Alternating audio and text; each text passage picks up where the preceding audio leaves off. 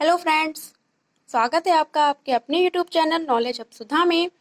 Friends, आज मैं chapter 8 का सेकंड पार्ट लेके आई हूँ। फर्स्ट पार्ट आपको लास्ट वीडियो में हम पढ़ा चुके हैं। सेकंड पार्ट में हम देखेंगे हमारे आसपास के जीव। अभी तक हमने फर्स्ट पार्ट में क्या पढ़ा था? सजीवों का वातावरण, उनके परिवेश, मरुस्थल में, जलीय वातावरण में, स्थलीय वातावरण में जो जो आपके जीव पाए जाते हैं, पेड़ पौधे पाए जाते हैं, उनका परिवेश कैसा होता है, किस प्रकार अनुकूलित होते हैं, उनकी उनकी क्रियाएं कैसी होती हैं, उनकी शारीरिक संरचना किस प्रकार होती है, ये सब हमने रीड किया था। अब इस वीडियो में हम अपने आसपास के जो जीव जंतु हैं उनके बारे में अनुभव करेंगे। सजीव और निर्जीव जीव जंतु किस प्रकार होते हैं, उनके क्या कार्य होते हैं, किस प्रकार चलते हैं, किस प्रकार सांस लेते हैं। ठीक है, तो उससे पहले फ्रेंड्स, अगर अभी तक आपने मेरे चैनल को सब्सक्राइब नहीं किया है तो प्लीज़ मेरे चैनल को सब्सक्राइब ज़रूर करिए। और अगर आपको मेरा वीडियो पसंद आ जाए तो प्लीज़ उसे लाइक और शेयर करना बिल्कुल भी मत भूलिएगा, और कमेंट सेक्शन में अपनी राय देना भी बिल्कुल मत भूलिएगा। चलिए फ्रेंड्स, स्टार्ट करते हैं वीडियो को। देखिए, हमारे आसपास के जीवों में सबसे पहली चीज़ जो हम पढ़ेंगे वो हम देखेंगे कि हम जानते हैं कि कुर्सी, मेज, पत्थर अथवा एक सिक्का सजीव नहीं है। इसी प्रकार हम जानते हैं कि हम जीवित हैं और हमारी ही तरह संसार के सभी मनुष्य, कुत्ता, बिल्ली, बंदर, गिलहरी, कीट जैसे जंतु सभी सजीव हैं। ठीक है, हमें ये कैसे पता चलता है कि कोई वस्तु सजीव है या निर्जीव?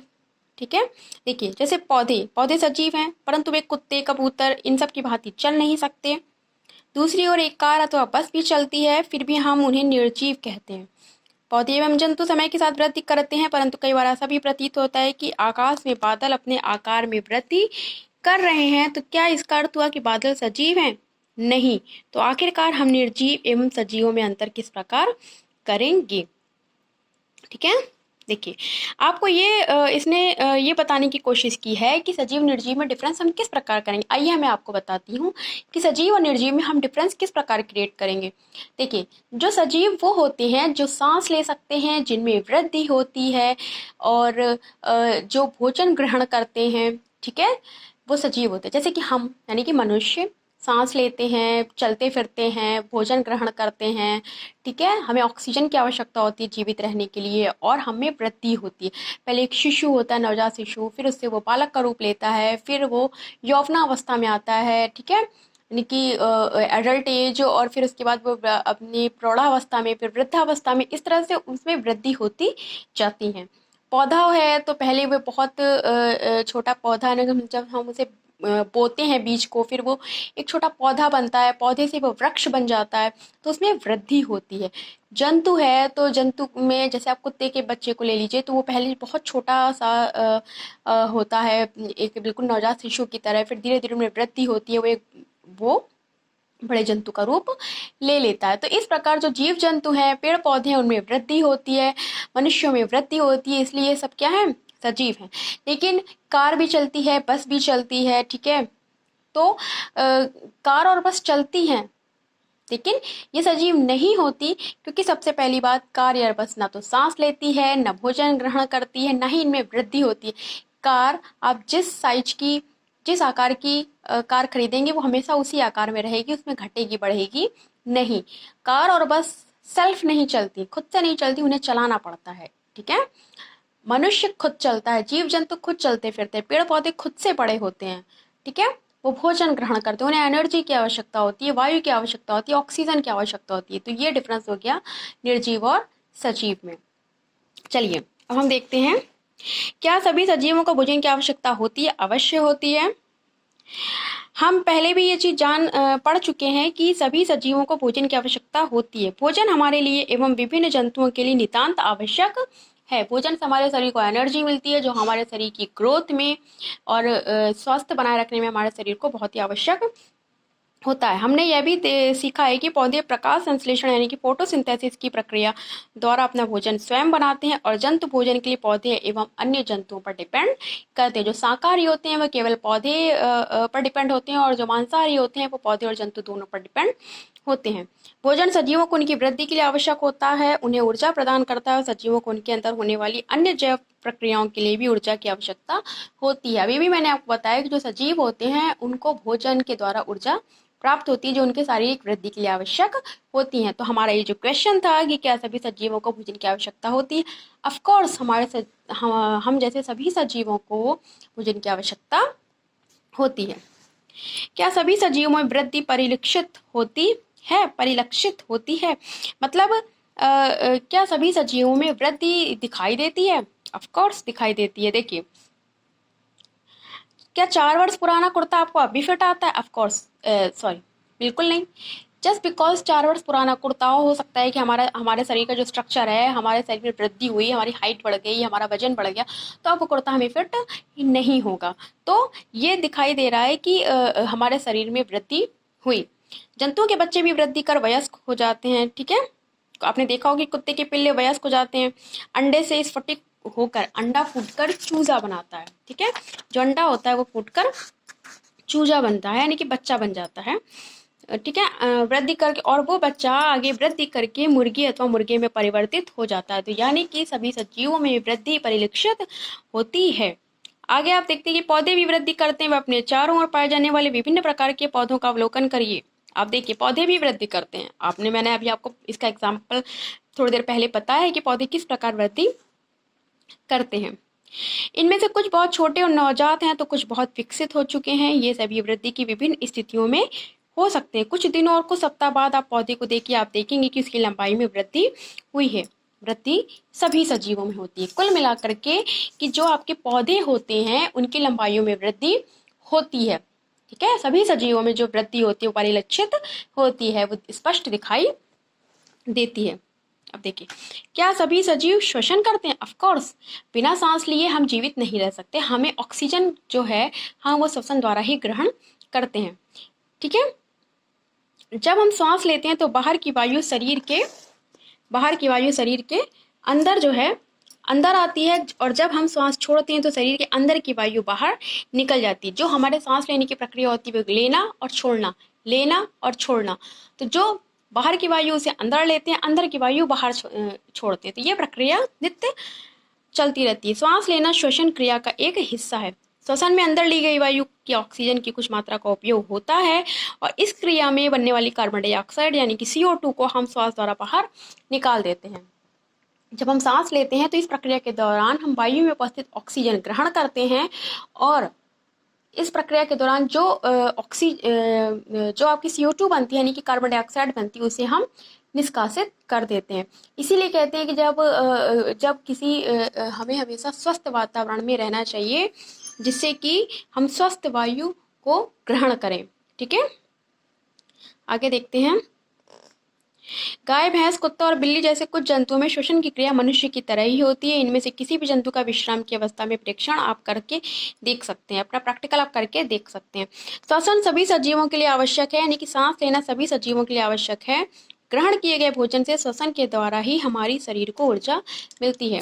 कहने का मतलब है कि जितने भी सजीव हैं उन सभी को श्वसन की बहुत आवश्यकता होती है और वो जो भोजन ग्रहण करते हैं उससे सांस के द्वारा ही हमारे शरीर को ऊर्जा प्राप्त होती है, ठीक है। जो कुछ ऐसे जंतु होते हैं जिनमें गैस के आदान प्रदान का जो तरीका होता है वो भिन्न हो सकता है। जो श्वसन का ही एक हिस्सा होता है, गैस के जो आदान प्रदान का तरीका होता है वो श्वसन का ही एक हिस्सा होता है। उदाहरण के लिए केंचुआ त्वचा द्वारा सांस लेता है। ये भी एक बहुत इंपॉर्टेंट पॉइंट है कि केंचुआ कैसे सांस लेता है। केंचुआ त्वचा के द्वारा सांस लेता है, ठीक है।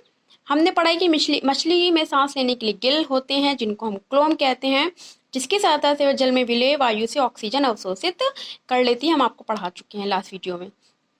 क्या पौधे भी श्वसन करते हैं? पौधों की श्वसन क्रिया में गैसों का आदान प्रदान मुख्यतः उनकी पत्तियों द्वारा होता है।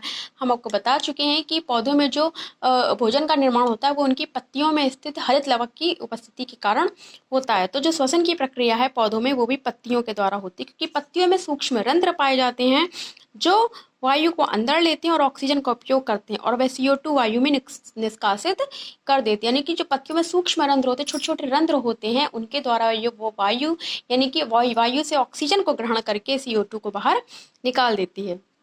हम जानते हैं कि प्रकाश की उपस्थिति में पौधे वायु की कार्बन डाइऑक्साइड का उपयोग करके भोजन बनाने के लिए ऑक्सीजन छोड़ते हैं। श्वसन की क्रिया दिन और रात दोनों में ही निरंतर चलती रहती है। भोजन बनाने की प्रक्रिया में निष्कासित ऑक्सीजन की मात्रा पौधे द्वारा श्वसन में उपयोग की गई ऑक्सीजन की अपेक्षा बहुत अधिक होती है।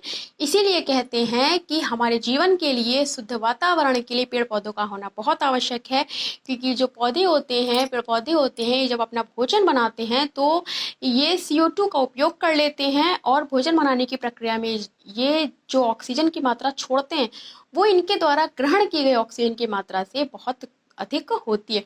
मतलब कहने का कि जब ये श्वसन की प्रक्रिया में जितना ऑक्सीजन ये अंदर ग्रहण करते हैं उसकी क्वांटिटी कम होती है इन कंपैरिजन जब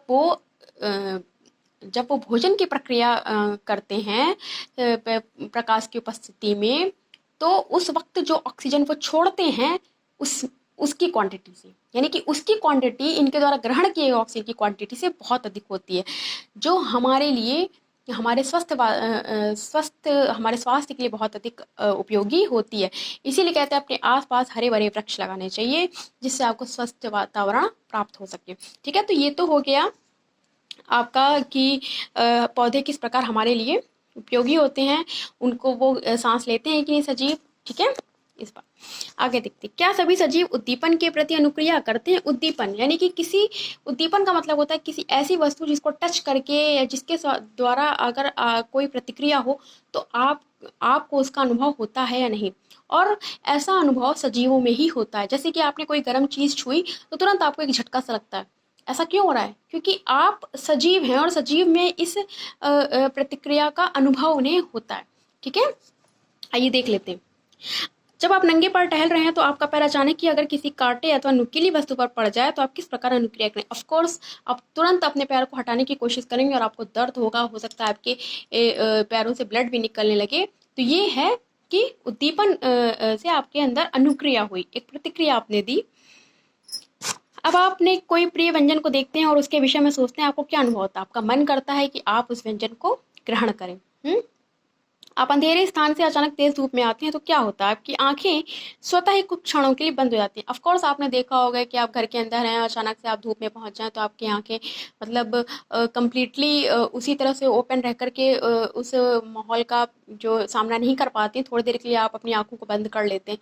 या घर में ही अगर आप हैं रात में और लाइट अगर आपने अंधेरे में बंद कर दी और अचानक आप लाइट आप ओपन करते हैं तो आपकी आंखें एकदम से क्या होती है कि बंद होने लगती हैं, है ना।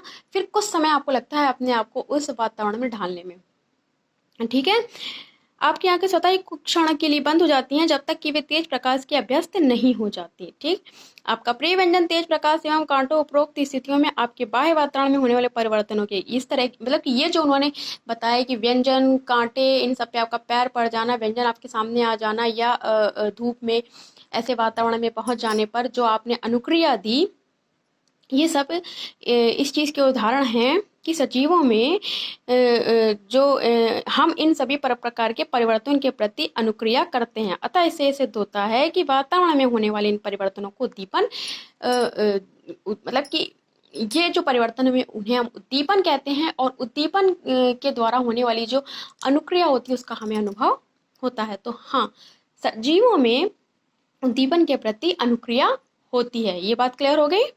चलिए आगे देखते हैं। हमने देखा कि जब जंगली जानवरों पर आप तीव्र प्रकाश डालते हैं तो आपने क्या देखा, वो भाग खड़े होते हैं। कोई भी जंगली जानवर है, आप उसके ऊपर जोर से उसकी तरफ प्रकाश करिए तो वो भाग खड़े होते हैं। इस प्रकार यदि रात्रि में आप रसोई घर में बल्ब जलाते हैं तो कॉकरोच अचानक अपने छिपने के स्थान में भाग जाते हैं। तो क्या जंतुओं में भी उद्दीपन के प्रति अनुक्रिया के कुछ उदाहरण और हो सकता है? ऑफकोर्स जंतु में एक डर सा हो जाता है कि अरे ये अचानक से इतना प्रकाश कहाँ से आ गया। उन्हें एक डर हो जाता है अपनी जान का कि कोई उन्हें मारने आ रहा है, ये क्या है, ऐसा क्या है, इतनी जोर जो प्रकाश है एकदम से अचानक से उत्पन्न हो गया, तो वो डर के भाग जाते हैं।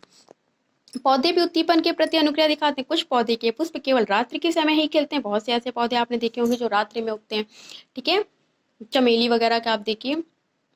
कुछ पौधों के पुष्प सूर्यास्त के बाद जो मुरझा जाते हैं, जैसे छुई मुई या गुल मेहंदी जिसे कहते हैं, उसके पौधे की पत्तियां छूने पर अचानक मुरझा जाती हैं, सिकुड़ जाती हैं। आपने कहा छुई मुई का पौधा, छुई मुई का मतलब होता है छूते ही जो मुरझा जाए। टूट जाती हैं जो। इन पौधों में उद्दीपन के प्रति अनुक्रिया के कुछ उदाहरण हैं। उन्हें जैसे ही आपका टच मिला या जैसे ही उन्हें सूर्य का प्रकाश नहीं मिला तो वो मुरझा गई, या जो रात में उगने वाले पौधे जैसे उन्हें रात्रि में सूर्य का प्रकाश मिलना बंद हो गया तो वो फिर से खिल जाती हैं। तो इससे ये सिद्ध हो गया कि सजीवों में उद्दीपन के प्रति अनुक्रिया होती है। चलिए अब देखते हैं सजीवों में उत्सर्जन। क्या सजीवों में उत्सर्जन की प्रक्रिया होती है? देखिए, सभी सजीव भोजन करते हैं। जीव इस ग्रहण किए हुए भोजन की संपूर्ण मात्रा का उपयोग नहीं करते हैं। जैसे कि मनुष्य में उत्सर्जन की प्रक्रिया होती है, आप देखते हैं कि मनुष्य में जो उत्सर्जन की प्रक्रिया, मूत्र उत्सर्जन और मल उत्सर्जन, ये सब जो प्रक्रियाएं होती हैं वो इसी का एक हिस्सा है कि सभी सजीव भोजन करते हैं और वो ग्रहण किए हुए भोजन की संपूर्ण मात्रा का उपयोग नहीं करते। आहार का केवल कुछ ही भाग उनके शरीर के अंदर उपयोग किया जाता है और बचे हुए शेष भाग का वो क्या करते हैं, वो अपशिष्ट के रूप में शरीर से बाहर निकाल देते हैं। ठीक है, विभिन्न जैव प्रक्रमों के फलस्वरूप हमारे शरीर में कुछ अपशिष्ट पदार्थ उत्पन्न होते हैं और सजीवों द्वारा इन अपशिष्ट पदार्थों के निष्कासन के प्रक्रम को उत्सर्जन कहते हैं। यानी कि मनुष्य, जीव जंतु, ये सब या पेड़ पौधे जो भोजन ग्रहण करते हैं उसका सभी पूरा भाग वो उसके शरीर में नहीं उपयोग करते हैं। कुछ भाग को वो मल उत्सर्जन या मूत्र उत्सर्जन के द्वारा, जो जल भाग होता है उसको मूत्र उत्सर्जन द्वारा, और जो ठोस पदार्थ होता है उसको जो है वो मल उत्सर्जन के द्वारा निष्कासित कर देते हैं और इसी निष्कासन को हम उत्सर्जन कहते हैं। ठीक है, क्या पौधों में भी उत्सर्जन होता है? हाँ, पौधों में भी उत्सर्जन होता है, परंतु उनका ये जो प्रक्रम होता है, पौधों का जो उत्सर्जन की जो प्रक्रिया होती है थोड़ी सी भिन्न होती है। कुछ पौधों में यह अवशिष्ट पदार्थ पौधे के कुछ विशेष भागों में संग्रहित हो जाते हैं। कुछ पौधों में क्या होता है कि जो अपशिष्ट पदार्थ होता है ये पौधे के कुछ विशेष भाग होते हैं जिनमें वो संग्रहित हो जाते हैं और पौधों को कोई हानि नहीं पहुंचती। कुछ पौधों में अपशिष्ट पदार्थों का निष्कासन श्राव के रूप में होता है। श्राव का मतलब निकलना, बह जाता है, बहाव के रूप में हो जाता है। अब देखिए, क्या सभी सजीव प्रजनन करते हैं? Of course. देखिए, क्या आपने कभी कबूतर अथवा किसी पक्षी के घोंसले यानी कि नीड़ को देखा है? वो नीड़ में अंडे देते हैं, वो प्रस्फुटित होते हैं और उनसे छोटे छोटे बच्चे बाहर आते हैं। ठीक है, जीवों में होता है, जंतुओं में होता है, पक्षियों में होता है, मनुष्यों में होता है। जंतु प्रजनन द्वारा अपने समान संतान उत्पन्न करते हैं और भिन्न जंतुओं में प्रजनन का ढंग भी अलग अलग होता है। हर जंतु में मनुष्यों का ढंग अलग होता है, जंतुओं का ढंग अलग होता है। ठीक है, वो किस प्रकार पर जो है शिशु को जन्म देते हैं सब में अलग होता है। कुछ जंतु अंडे देते हैं, कुछ जो है सीधे शिशु को जन्म दे देते हैं। ठीक है, पौधे भी प्रजनन करते हैं। मैंने अभी आपको बताया कि पौधों में भी प्रजनन की प्रक्रिया होती है, लेकिन जो पौधों में प्रजनन की प्रक्रिया होती है थोड़ी डिफरेंट होती है। जंतुओं की तरह पौधों में भी प्रजनन के तरीके भिन्न भिन्न हैं। बहुत से पौधे बीजों द्वारा प्रजनन करते हैं। ठीक है, बीज उत्पन्न होकर पौधे बनते हैं। ठीक है, पौधे बीज उत्पादित करते हैं और हम उन्हें अंकुरित करके नए पौधे उगा लेते हैं। ठीक है, ये प्रजनन की प्रक्रिया होगी। कुछ पौधे बीज के अतिरिक्त अपने कायिक भाग द्वारा भी नए पौधे उत्पन्न करते हैं। उदाहरण के लिए आलू के कलिका वाले भाग से नया पौधा बनता है। आगे बात क्लियर? कलिका वाला जो आलू का भाग होता है उससे नया पौधा बन जाता है। तो ये चीज हो गई जो हमने जाना कि प्रजनन क्षमता किस प्रकार होती है। अब देखिए मोशन के बारे में, गति। क्या सभी सजीव गति करते हैं? देखिए, जितने भी सजीव होते हैं वे एक स्थान से दूसरे स्थान तक जाते हैं और उनके शरीर में अन्य प्रकार की गति भी दिखाई देती है। पौधों के बारे में देखते हैं। पौधे सामान्यतः भूमि में जकड़े रहते हैं अथवा एक स्थान से दूसरे स्थान तक नहीं जा सकते, फिर भी हम ये कहते हैं कि पौधों में गति होती है क्योंकि पौधे सजीव हैं। परंतु विभिन्न पदार्थ जैसे कि जल, खनिज लवण एवं संश्लेषित खाद्य पदार्थ पौधे के एक भाग से दूसरे भाग में संवहित होते हैं। ठीक है, तो पुष्पों का खिलना एवं बंद होना, ये सब क्या है? और उद्दीपन के प्रति उनकी जो अनुक्रिया होती है, ये सब क्या है? पौधों में होने वाली गतियां हैं। कुछ निर्जीव वस्तुओं को भी गति करते देखते हैं। बस, कार, कागज का छोटा टुकड़ा, बादल, अन्य कुछ वस्तुएं इसके उदाहरण हैं।